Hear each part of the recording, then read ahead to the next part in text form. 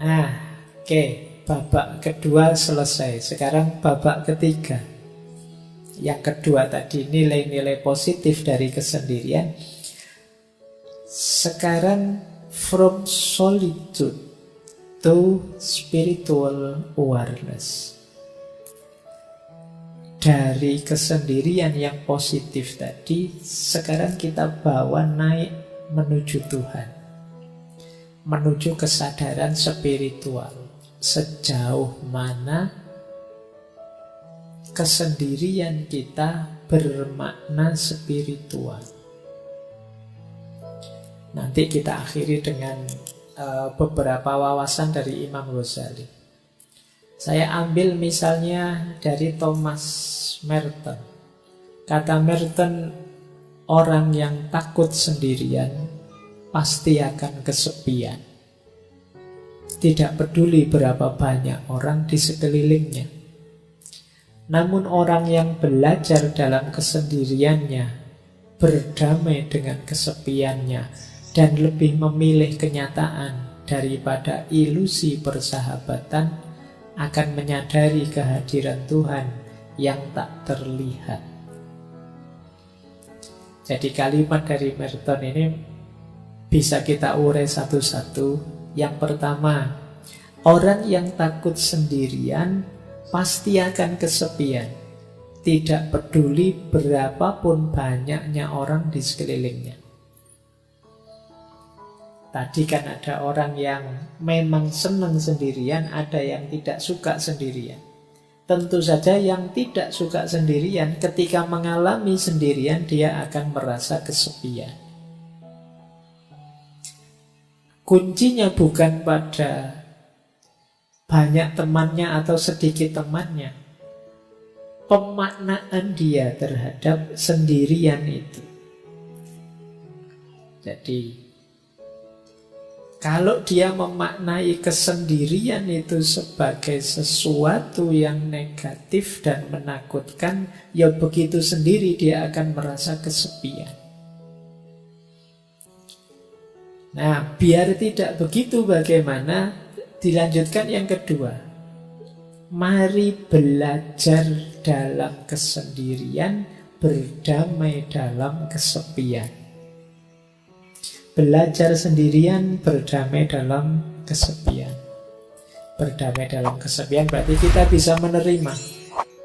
Tidak apa-apa ya Allah, saya sendirian asal Engkau ridho. Itu bisa menerima. Tidak apa-apa saya jomblo kalau ini memang keinginanmu ya Allah. Nah, jadi ini berdamai dengan kesepian, dengan kesendiriannya. Dan lebih memilih kenyataan daripada ilusi persahabatan. Kenapa persahabatan di sini disebut ilusi? Ini seperti yang disampaikan di awal tadi, tidak mungkin ada persahabatan yang sama sekali tidak mengandung perpisahan, tidak mengandung kesendirian. Perpisahan itu kan kesendirian. Maka antara yang ilusi dan yang hakiki, pilihlah yang hakiki. Tadi ternyata yang hakiki ya kesendirian. Kalau mentalku sudah mental yang siap sendiri, meskipun ditinggalkan oleh sahabat, ya aku kuat. Meskipun temanku pergi semua, ya aku sanggup. Dan ini yang terakhir, pada akhirnya orang yang siap menghadapi kesendiriannya, justru dia akan menemukan kesadaran diri yang paling dalam, yaitu Tuhan.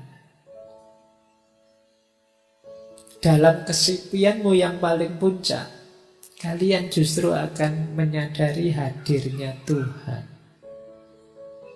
Inilah from solitude to spiritual awareness. Dari kesendirian menuju kesadaran spiritual. Itulah mengapa dulu Rasulullah itu setiap momen tertentu yang masyhur kan saat bulan Ramadan, beliau menyendiri. Istilahnya bertahanus. Kalau bahasa sufinya kholwat uzlah, ke Gua Hira. Jadi kesendirian ini tujuannya apa? Yo, dalam rangka menyadari hadirnya Tuhan. Jadi tadi ada sisi negatifnya kesendirian, namanya kesepian. Tapi juga ada sisi positifnya. Dan sekarang sisi yang positif itu kita bawa berjalan ke ranah spiritual. Kita lanjutkan, belajar lagi. Kata Osho lagi tadi, Osho sudah kita kutip ya. Perjalanan ke dalam diri adalah perjalanan menuju kesendirian yang absolut. Engkau tidak dapat mengajak orang lain ke sana bersamamu. Ini sama dengan Hermann Hesse yang menulis novel tentang Buddha. Kita harus menjadi sendiri, sangat sendiri. Lalu kita menarik diri ke dalam diri yang terdalam. Mungkin rasanya sangat sepi. Ini memang jalan penderitaan yang pahit. Tetapi kemudian kesendirian kita akan teratasi. Kita tidak lagi merasa kesepian. Karena kita menemukan bahwa dalam diri kita yang terdalam ada jiwa. Yaitu yang ilahiyah yang tak terpisahkan. Lalu kita menemukan diri kita berada di tengah-tengah dunia, namun tidak terganggu oleh keserbaragamannya. Karena jiwa kita yang paling dalam itu membuat kita tahu bahwa diri kita adalah menjadi satu dengan semua makhluk. Jadi kesadaran spiritual itu nanti bertahap. Yang pertama, kesadaran bahwa hakikatnya kita sendiri. Karena hakikatnya kita sendiri, terus kita masuk ke dalam diri. Saat kita masuk ke dalam diri, di situ kita ketemu inti diri kita yang sifatnya ilahiyah, yang disebut ruh.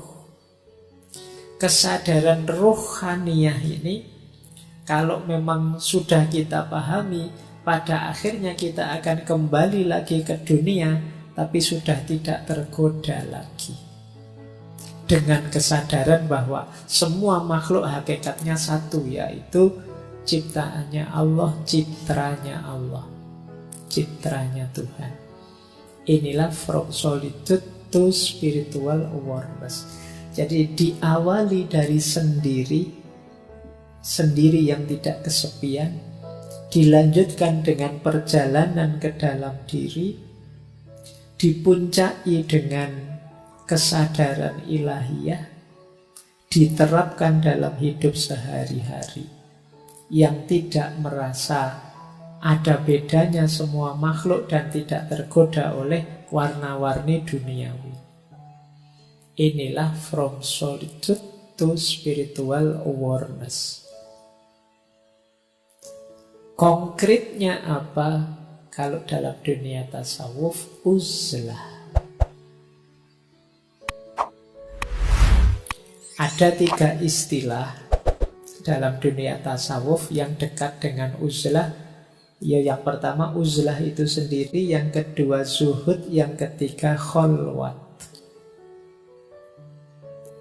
Zuhud itu kondisi jiwa yang tidak tergoda oleh hal-hal duniawi. Kalau uzlah itu menjauhkan diri dari keramaian. Kalau kholwat itu memisahkan diri dari keramaian, berdua dengan yang dicintai, yaitu Allah. Jadi uzlah itu menjauhnya, kholwat itu berduaannya. Kemudian dari sini bisa melahirkan jiwa yang zuhud, jiwa yang tidak tergoda oleh hal-hal duniawi. Jadi ternyata kesendirian tadi bisa jadi, kalau bahasa tasawufnya, salah satu mode suluk.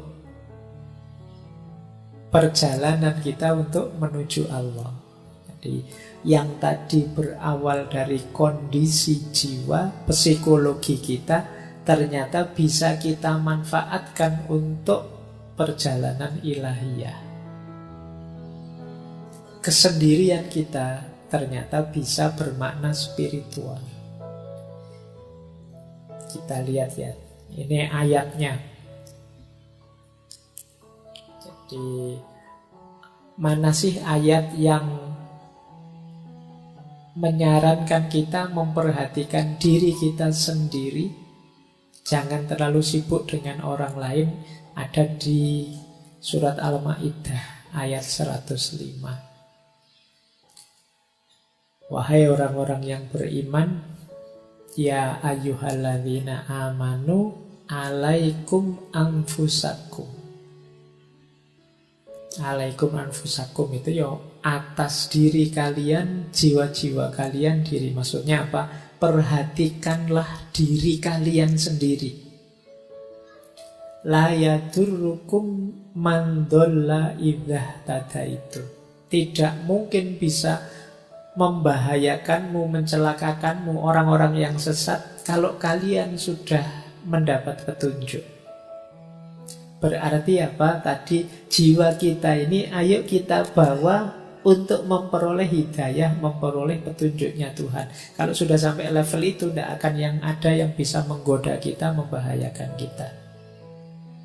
Jangan lupa, ilallahi marji'ukum jami'an. Kepada Allah lah kalian semua akan kembali. Fayunabbi'ukum bima kuntum ta'malun. Yang saat kembali nanti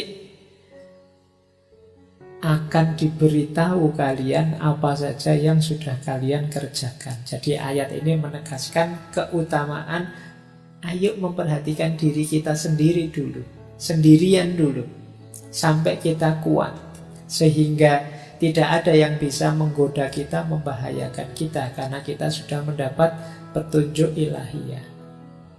Ini biasanya dipakai dalil uzlah. Boleh dicek nanti di Ihya-nya Imam Ghazali. Ini loh keutamaannya uzlah, keutamaannya sendirian. Ya, uzlah di sini boleh kalian ganti kesendirian, boleh kalian ganti jomblo, boleh kalian jadi. Kalau ada tanya ini keutamaannya sendiri. Yang pertama apa? Ada kesempatan lebih banyak untuk beribadah dan bertafakkur. Tentu saja kalau banyak teman terus-terusan bareng orang lain, kesempatan ibadahnya kan bukan tidak ada tapi terbatas.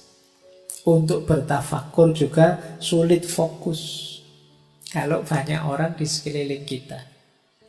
Maka sendirian itu nikmat. Jadi kalau teman-teman nanti pulang dari kos-kosan, ya Allah di kamar kos ini sendirian, itu berarti nikmat. Alhamdulillah sendirian. Coba ada teman, aku repot ini harus melayani teman. Jadi kesendirian itu nikmat. Saatnya kalian memperbanyak ibadah, memperbanyak tafakkur. Ini kesempatan tidak datang berulang-ulang. Mungkin besok sudah ada teman. Yang kedua, mari kita syukuri kesendirian itu, karena itu berarti kita lepas dari dosa yang berhubungan dengan kemasyarakatan. Hibah misalnya, gosip. Kalau sendirian kan tidak mungkin gosip. Apa ada orang ngerumpi kok sendirian? Kan tidak ono. Mesti ada temennya. Kalau kalian gosip kok sendirian, itu ya namanya bukan gosip. Jadi kita bersih dari hibah. Kemudian yang kedua, kita tidak kena amanat amar ma'ruf nahi mungkar. Kan kita itu wajib beramar ma'ruf nahi mungkar. Wahai orang-orang, ayo menuju kebaikan, ayo sholat, ayo. Kalau nggak ada orang lain kan ini nggak ada perintahnya untuk mau amar ma'ruf ke siapa, nggak ada orang lain. Yo, kita bebas dari ini. Tapi kalau banyak orang kita ada amanat untuk amar ma'ruf nahi mungkar. Ini sebenarnya saya ambil dari Ihya. Yang ketiga, riya. Kita pamer itu kan pada orang lain. Kalau tidak ada orangnya kita tidak pamer. Sedang sendirian saja kan kita tidak pamer. Kalau mau keluar ketemu orang kan kita pamer, kita dandan lah, kita apalah. Tapi kalau pas sendirian kan tidak. Terus yang keempat, kita terlindungi dari perilaku-perilaku buruk. Mengumpat, memfitnah, mencela. Tidak ada orang lain. Loh, paling tidak kan kita selamat dari 4 ini. Jadi teman-teman jangan mengeluh, jangan protes, jangan sedih kalau oleh Allah ditakdir jomblo abadi lama sekali. Kok tidak ada teman, ya Allah, tidak apa-apa. Itu kesempatan kita diberi fasilitas bebas dari dosa-dosa kemasyarakatan. Jadi alhamdulillah, itu kan gitu. Jadi ini utamanya uzlah, menjauh sebentar, dalam kesendirian kita mendekat pada Allah. Kemudian membebaskan diri kita dari pertengkaran dan perselisihan. Ya tidak mungkin gegeran wong kita sendirian. Juga menyelamatkan kita dari ngobrol yang tidak ada gunanya, basa-basi yang sia-sia, menghabiskan waktu saja. Jadi kalau tidak ada orang lain kan kita tidak mungkin ngobrol yang aneh-aneh, ya sudah. Apa-apa ya to the point saja, sudah sesuai yang kita inginkan. Ya kalau mau ibadah ya ibadah, mau tafakur ya tafakur. Kemudian untungnya uzlah juga ya menyelamatkan diri dari gangguan dan godaan orang lain.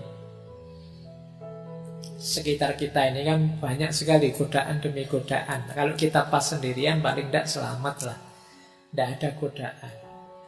Kalau pas bareng-bareng gini kan godaannya banyak. Kalian misalnya ngelirik, wah HP-nya baru, HP-ku kalah, ini sembunyiin aja.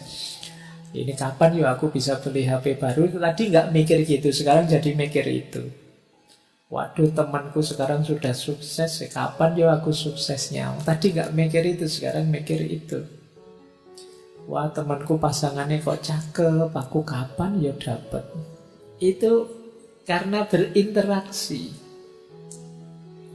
Jadi ada untungnya ternyata kita uzlah, menjauh. Kemudian yang kelima, putusnya harapan orang banyak atas kita dan harapan kita atas orang banyak. Karena kita agak terpisah dari mereka, ya orang banyak tidak lagi berharap pada kita, kita juga tidak berharap pada mereka. Bukan berarti jelek berharap pada orang lain atau kita jadi tumpuan harapan orang lain. Tapi kadang-kadang kalau lupa batas seperti yang saya jelaskan di depan tadi, ini bisa jadi sumber kesedihan, sumber stres. Orang lain berharap kita itu ya wong mahasiswa, mbok yo hidup yang tertib. Kalau adzan ya ke masjid. Kalau itu kan mungkin orang lain berharap itu dan kita tertekan dengan itu. Kita juga berharap masyarakat itu mbok yo begini begitu. Tapi begitu kita uzlah, harapan-harapan yang macam-macam tadi sudah tidak ada. Wong